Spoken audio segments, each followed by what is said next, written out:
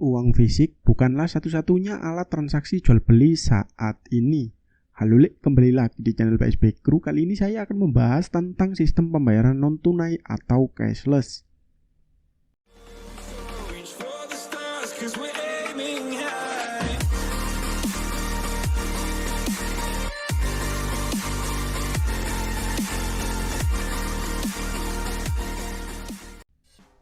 Cashless adalah metode transaksi pembayaran modern tanpa menggunakan uang tunai fisik, melainkan melalui platform digital, kartu, atau aplikasi.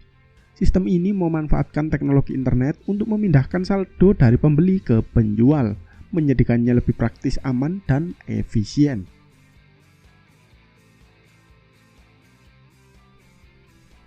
Dan juga ada beberapa negara yang dikenal dengan cashless society.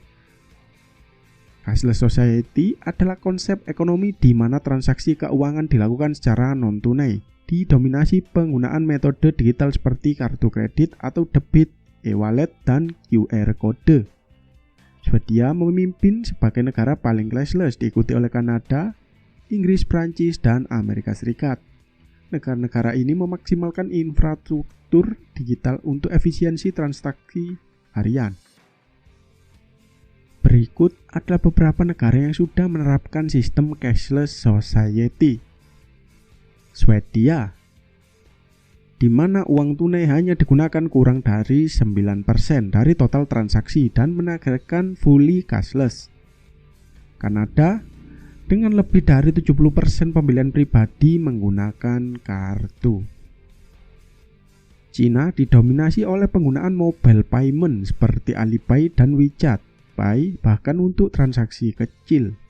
Singapura sangat maju di Asia menggunakan QR code dan kartu untuk MRT, bus, dan jajanan kaki lima. Korea Selatan maju dalam digitalisasi dengan pembayaran via KakaoPay dan Naverpay.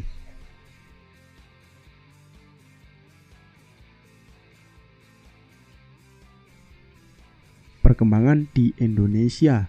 Indonesia juga giat menuju cashless society melalui Gerakan Nasional Non-Tunai atau disingkat dengan GNNT yang diinisiasikan oleh Bank Indonesia sejak tahun 2014 dengan penerapan QRIS, e-tol, dan dompet digital yang semakin masif dan tingginya penetrasi smartphone membuat transaksi praktis, aman, dan efisien meskipun tantangan inklusi digital. Pendorong utama cashless society di Indonesia di antaranya QRIS atau singkatan dari Quick Response Code Indonesian Standard, sistem pembayaran standar yang digunakan oleh 58 juta pengguna dan 41 juta merchant, dengan 93% diantaranya adalah UMKM. Dompet digital dan fintech, GoPay, OVO, Dana, dan ShopeePay menjadi pilihan utama dan transaksi harian karena kemudahan dan banyaknya promo. GNNT mengarahkan percepatan elektronifikasi pembayaran, adopsi mobile banking, bank tradisional, BRI, BCA, dan lain-lain, memaksimalkan integrasi API untuk transaksi yang lebih efisien.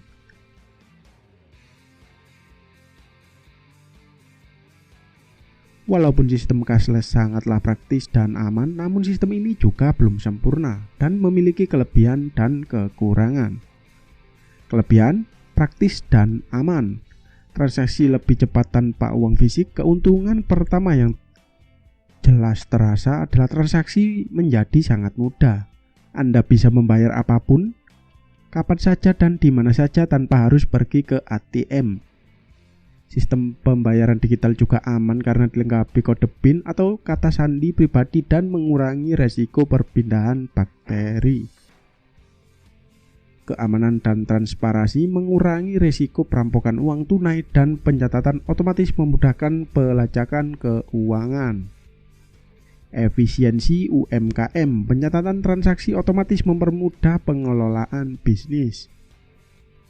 Banyak promo. Selain praktis dan aman, transaksi non tunai juga menguntungkan banyak karena sering ada promo dan diskon. Banyak penyedia layanan pembayaran digital menawarkan berbagai keuntungan untuk menarik penggunanya, sehingga transaksi menjadi lebih hemat. Kekurangan: kesenjangan digital, akses internet yang belum merata di seluruh daerah Indonesia, dan tidak semua orang di Indonesia bisa mengakses internet dengan mudah. Di beberapa daerah tertentu, koneksi internet masih terbatas sehingga membuat layanan pembayaran digital sulit digunakan secara merata. Literasi digital, sebagian masyarakat masih kurang memahami cara menggunakan aplikasi pembayaran digital. Kondisi ini membuat penerapan cashless society tidak bisa berjalan dengan lancar di semua wilayah. Resiko keamanan, ancaman kejahatan cyber dan kebocoran data. Belakangan ini banyak kasus penipuan cyber, salah satunya undangan pernikahan digital berbentuk file APK. Caranya, oknum mengirim undangan tersebut, lalu saat dibuka di HP korban, ponsel bisa diretas. Akibatnya pencuri bisa mengakses aplikasi pembayaran digital dan m-banking korban.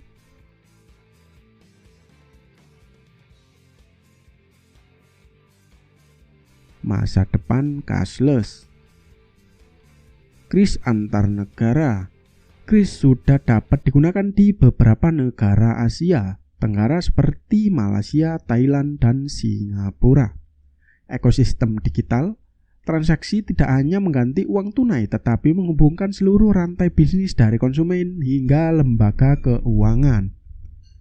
Meskipun uang tunai tidak langsung hilang, pergeseran ke arah digitalisasi transaksi semakin mendominasi gaya hidup modern di Indonesia. Apakah kalian sudah menggunakan metode cashless ini? Itulah tadi beberapa penjelasan singkat tentang cashless atau pembayaran non-tunai. Jika kalian memiliki pendapat lain, monggo tulis di komen. Jangan lupa pantengin terus channel ini agar kalian tidak ketinggalan info menarik tentang dunia game dan lain-lain ataupun tutorial dadakan dari saya. Dan salam PSP Group.